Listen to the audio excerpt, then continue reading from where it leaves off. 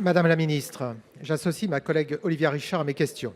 À 2 jours de l'ouverture du vote pour les élections des conseillers des Français de l'étranger, beaucoup de Français établis hors de France expriment moins une colère qu'une lassitude. Lassitude devant les difficultés persistantes de la Caisse des Français de l'étranger. En tant que député, vous aviez proposé une solution de financement de la CFE. Depuis votre entrée au gouvernement, quelle suite concrète y avez-vous donné? Lassitude face aux inquiétudes qui pèsent sur l'avenir du réseau AEFE après des décisions du conseil d'administration qui conduisent aujourd'hui à faire supporter aux établissements privés vertueux les conséquences des difficultés liées aux établissements à gestion directe. J'avais demandé ici même leur suspension le 4 février dernier au ministre de l'Europe et des Affaires étrangères. Vous avez ensuite indiqué aux parlementaires des Français de l'étranger votre désaccord avec ces décisions de l'AEFE. Si vous les jugez mauvaises, pourquoi les laisser produire leurs effets néfastes partout dans le monde?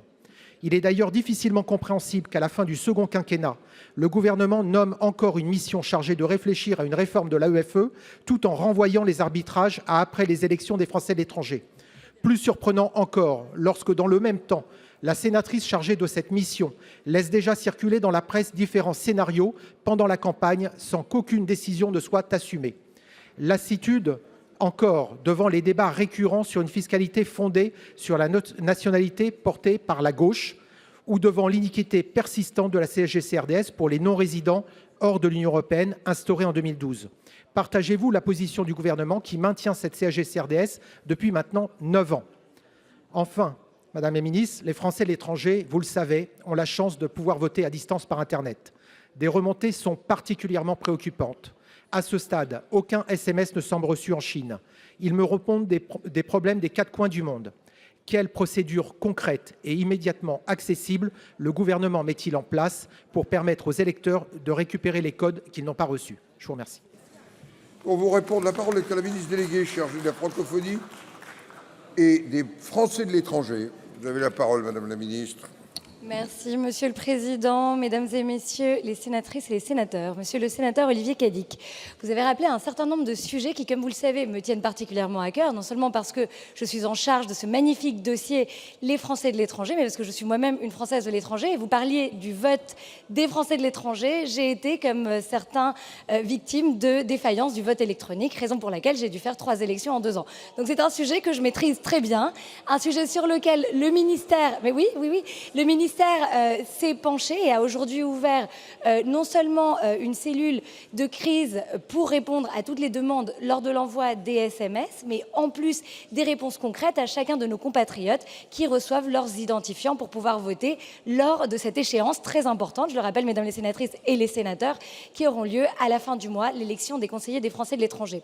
Vous avez également évoqué 2 autres sujets qui sont particulièrement importants pour les 3,5 millions de compatriotes français qui vivent hors de nos frontières, à savoir la CFE. La CFE, c'est donc une caisse qui est financée partiellement par l'État. J'avais réussi à augmenter la contribution de l'État de manière exceptionnelle lors de ma prise de fonction, qui était de 700 000 €. On a été allé à plus d'1 million d'euros, mais on sait très bien qu'il y a des difficultés structurelles dans son financement, raison pour laquelle les 2 ministères de tutelle, et ce n'est pas le ministère de l'Europe et des Affaires étrangères, mais bien la Sécurité sociale et le budget, étudient en ce moment des solutions sur la base des propositions qui ont été faites justement par les conseillers des Français de l'étranger lors de leurs assemblées biannuelles, comme vous le savez.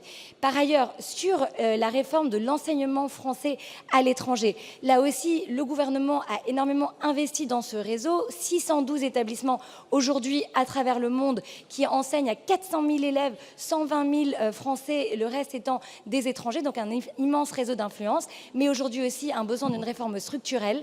Sous mon impulsion, une nouvelle gouvernance va être nommée le mois prochain avec justement des réformes qui suivent. La sénatrice a effectivement une mission qui lui a été confiée, mais une autre mission d'ailleurs au Sénat est actuellement en cours. Bon, faut conclure. Des inspections. Oui, pardon, il y a beaucoup de questions, mais je serai très brève. Donc voilà. Donc nous travaillons évidemment sur le sujet. Pardon, Monsieur le Président. S'il vous plaît. Et donc je m'arrête, mais je vous remercie. Je vous remercie, pardon, Monsieur le Président.